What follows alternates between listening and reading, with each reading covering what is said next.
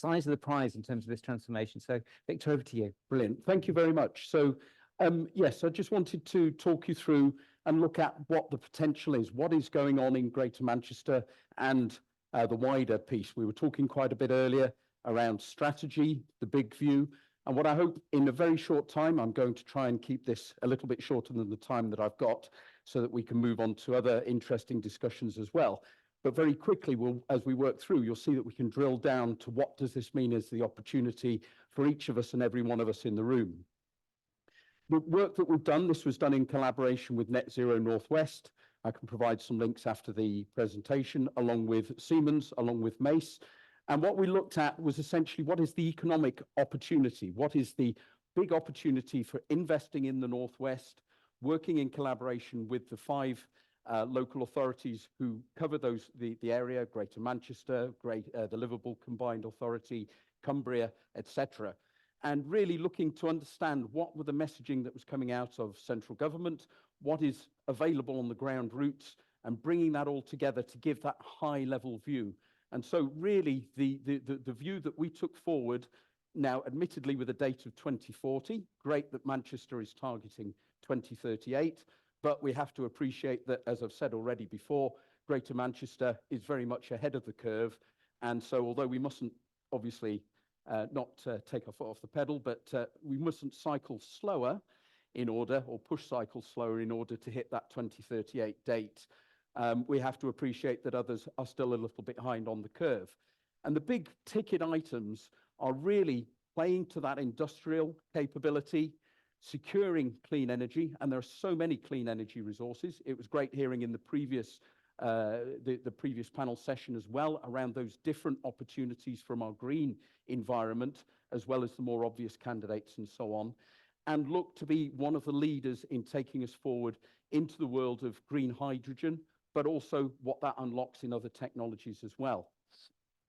Now, what we came up with was essentially an investment portfolio across 18 different streams of opportunities. And if you go and have a look at the report that was published, then you'll see that behind each and every one of these 18 streams of investment are case studies of where people are already doing or have already done some of the things that we talk about there in terms of rollout of solar on large-scale industrial.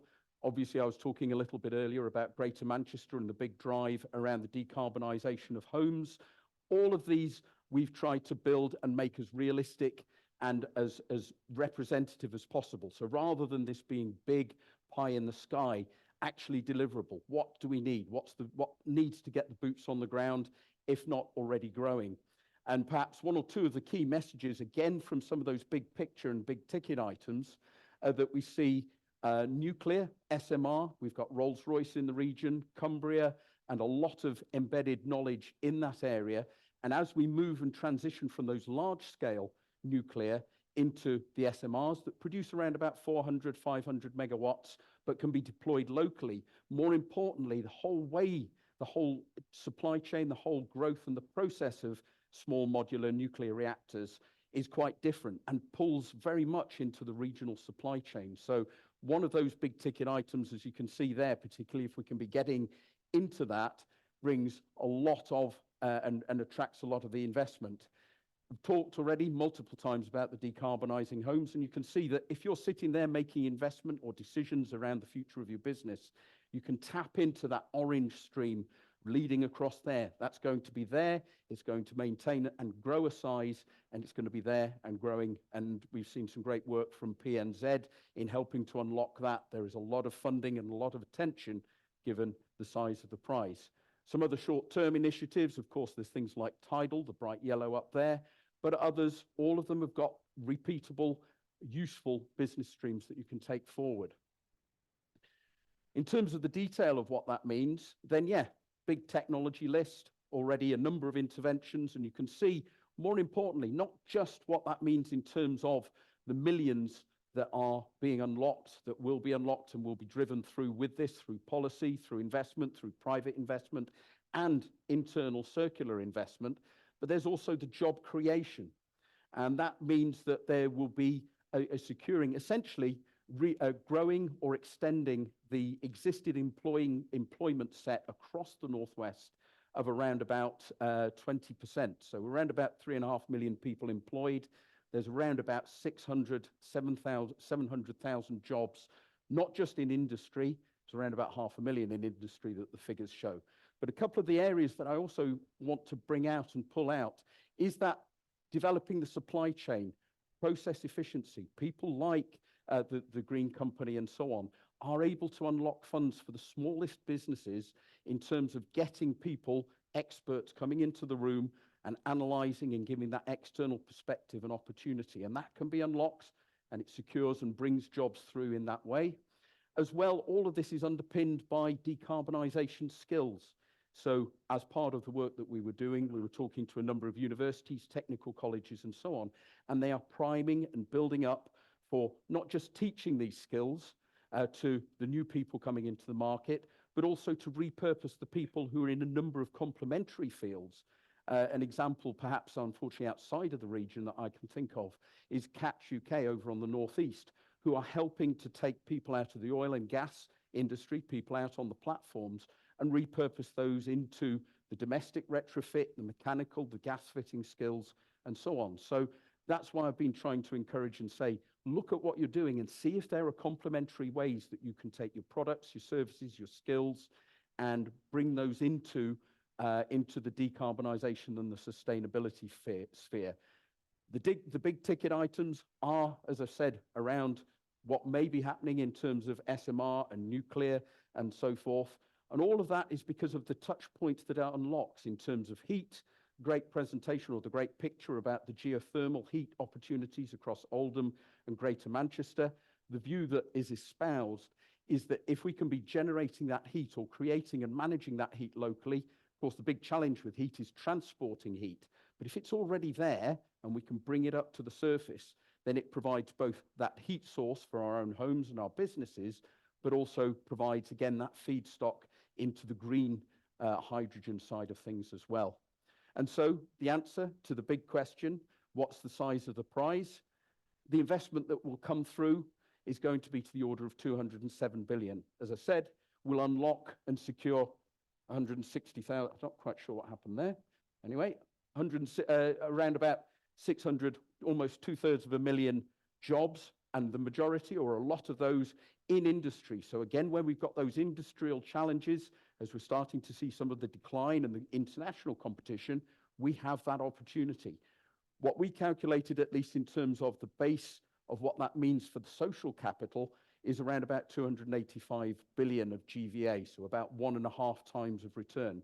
Depending on different industries and so on, those may be bigger as well. And the big ticket in terms of what that means for decarbonisation of the region is around about 40 million tonnes of CO2 that is saved, offset, and so on. I do want to bring up one issue that I saw from the presentation, the keynote earlier, where we're seeing that already Manchester is starting not quite meeting the trajectory. It's actually a double whammy in not meeting the trajectory and creating problems to get to that curve. We're also continuing to emit at that greater level. So there's an accumulated aspect to it, as well as the fact of actually trying to hit those targets. So we do have to be moving quite quickly now. What does that mean for us in the real world, though? Apologies, this is a little bit of a Siemens advert, but I think we've talked about a lot of the high-level stuff and a lot of the great stuff that is possible. And I think what I want to emphasize as well is that all of the investments that can be made around digital, around all of those things, can really pay off and pull through into what we see here in Manchester. Sound? Oh, I'll step it back. The sound's good, honestly.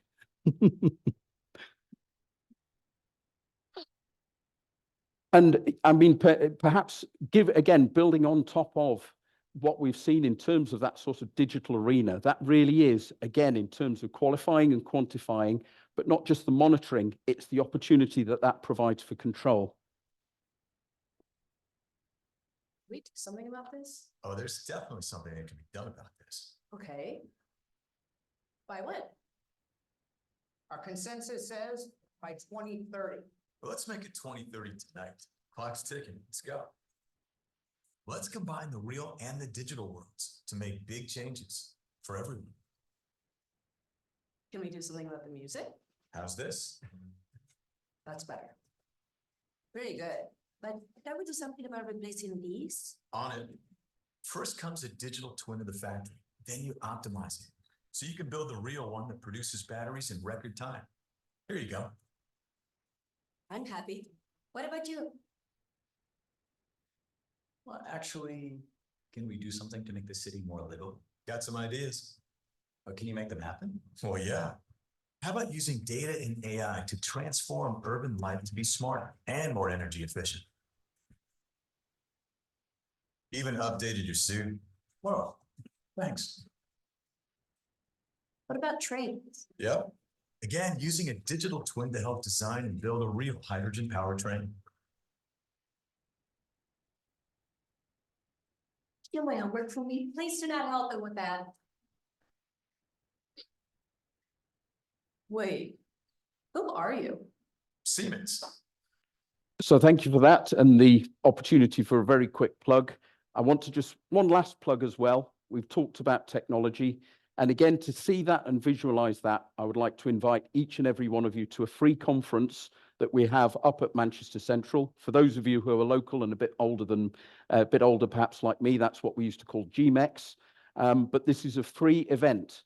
There is a lot to be seen, a lot to hear, and again, pushing the boundaries and understanding the sustainability, the growth, the digital challenges that will help unlock our environment and so on. Thank you very much. Victor,